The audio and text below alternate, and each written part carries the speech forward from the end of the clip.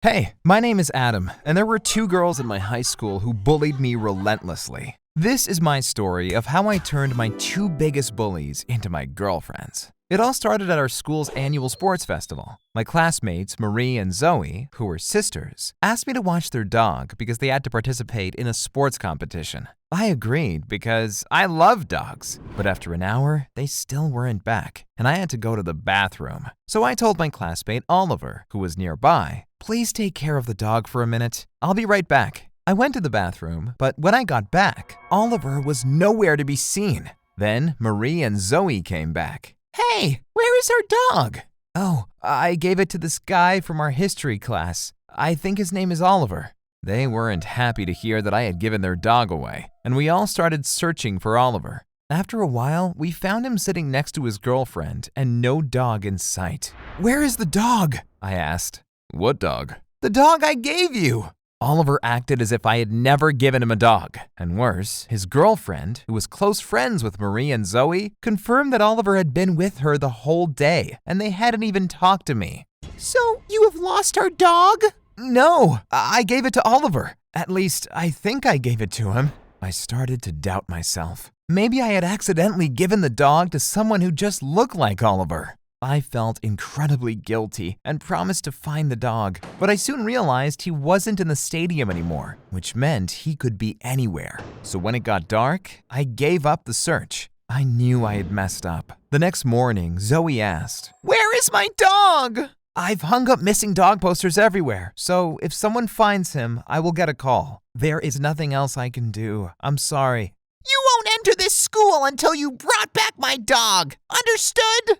Okay, I had enough. I wasn't going to miss my classes because of some stupid dog. I pushed Zoe out of the way while she yelled, "I will make you pay for this, you dog thief!" LOL, I wasn't afraid. I mean, how could a girl possibly harm me? Well, Zoe was wicked. She told everyone in our school that I had lost her dog on purpose. Then she got all the other girls behind her to pressure my girlfriend Monica to break up with me. "Monica, your boyfriend kidnapped my dog. If you don't break up with him, then you automatically become his accomplice. He made a mistake, but I won't leave him for that." Apparently, that was reason enough for all the girls in our school to start bullying my girlfriend. Whenever we walked down a hallway, girls would throw dirty tissues full of snort at her and laugh. It made me so mad. Monica would often start crying and ask me why everyone was so mean to her. I told her to ignore her bullies, but she couldn't. It got so bad that Monica started skipping school and failing her exams. She had gone from being super popular to becoming the most hated girl in our school. Not a single one of her old friends stayed loyal to her, and I was worried that she would hurt herself if she kept being bullied. So I broke up with her, saying, "It's better for you if we are no longer together. Then you won't be targeted for being my girlfriend anymore." I thought I had solved the problem. However, after we broke up, Monica never came back to school. I asked her mom once if she was okay, and she told me that Monica had been diagnosed with depression. Apparently, getting both bullied and getting her heart broken by me was too much for her to cope with. That's why she was put on a ton of antidepressants. I once visited her to say hi, but she was so drugged up she couldn't even respond. It made me furious. This was all Zoe's fault. She'd done this to my girlfriend, and I swore by God I'd get my revenge on her. So here is what I did. I told Zoe I knew where her dog was. She was skeptical, but followed me to the nearby stadium where I had originally lost her dog. I said, "I took your dog for a walk, but there was an open manhole cover and your dog fell in, right here. I wanted to rescue him at first, but he wasn't moving anymore. And besides, I didn't want to get my clothes dirty." I pointed at the manhole, but Zoe didn't believe my story. So I opened the cover, took out a flashlight, and pointed it down. There were bones. Zoe didn't know that those were actually just piglet bones I had gotten from a butcher and planted there. She lost it. Zoe took away my flashlight and tried to smash my head in with it. But I was stronger than her and never in any real danger. While she was trying to kill me, I couldn't stop laughing. I had finally gotten my revenge on her for destroying my ex-girlfriend's life, and it felt good. But to quote Buddha, hatred does not cease to exist by hatred, only by love. And now that I had gotten my revenge on Zoe, she hated me more than ever. The next day after school, my mom told me that a girl was waiting for me in the kitchen. I went there, but saw no one. My mom was confused and said, "Oh, the girl must have already left again, which is weird because she told me she was working with you on an important school project." Did she mention her name? Yeah, Zoe. I had a bad suspicion and immediately started searching for my cat. Zoe wanted payback, and I knew that psycho wouldn't mind hurting an animal. Sure enough, my cat was gone. I rushed over to Zoe's house and was greeted by her. Look who's here. It was nice meeting your mom. Where is my cat? You murdered my dog. You let him fall down a manhole and didn't rescue him. Oh, I just made that up. I threw pig bones down the gully to prank you and make you upset. So, my dog is still alive?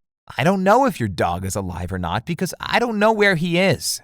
Well, you got 7 days to bring my dog back alive. Otherwise, I assume he's dead, and your little kitty will have to suffer the consequences.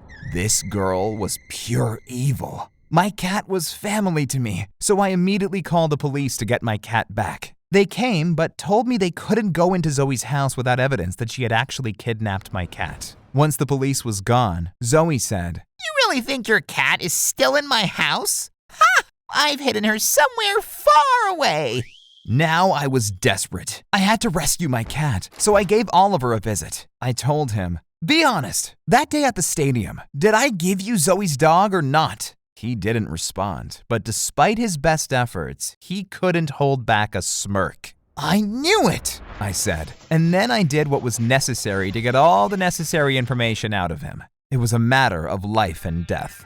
Finally, he admitted that he had given the leash of the dog to some middle-aged Chinese lady and told her, "This is your dog now." Apparently, he thought that was funny. The Chinese lady must have been the mother of one of the students at my school. So I went to the homes of all East Asian students at our school until I found the dog. Someone gave you that dog at the school sports festival, right? Yes. The lady told me I could have the dog back, but I decided to first only take a photo of the dog and me. Then I went back to Zoe. "I finally found your dog. Here is a photo of him."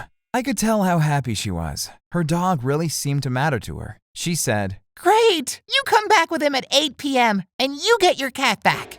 Oh, but I wasn't done with her yet. I knew she first had to pick up my cat from wherever she was hiding her, so I followed her there, and it was actually just a street away at her grandma's house. I watched through the window and took photos as proof. Then I called the police again. It was juicy. They gave me my cat back, and I pressed charges against Zoe. The thing is that animal theft is treated as a Class 5 felony here in Virginia. Zoe was facing 10 months to 12 years in prison for stealing my cat. That's why she invited me over to make a deal. She started by complaining that I had tricked her, but when I told her that Oliver had confessed to giving away her dog to some Chinese lady because he thought it was funny, Zoe changed strategies and said, Oh no! So I wrongly accused you the whole time even though you were innocent? She fell into my arms and apologized a dozen times. Is there anything I can do to pay off my debt to you? I've had a crush on you for years anyway, so maybe I can become your girlfriend. I'd do anything to keep you happy. Oh, it feels good to see your enemy capitulate and throw herself at your feet like a submissive dog. I told her, "You can't fool me, Zoe. Stop pretending that you have a conscience. Just tell me what you want from me." Well, when I'm your girlfriend, you would drop the charges you filed against me for kidnapping your cat, or... Zoe knew perfectly well that she could go to prison for stealing my cat. So I said, "I'm not quite sure yet." Oh, okay, no problem. I have an idea. Zoe left the room and talked to her sister. They got into a loud argument with Zoe screaming, Do it for me, or I'm getting locked up in prison! Then Zoe and her sister Marie, who both had bullied me and my ex-girlfriend for months, came back. My sister Marie has also had a crush on you for ages. She wants to know if you would allow her to be your girlfriend too, because 2 girlfriends are better than 1. Don't you agree? Well, boys and girls, let me end this story here. In the end, Zoe was right. Having 2 girlfriends is better than just having 1.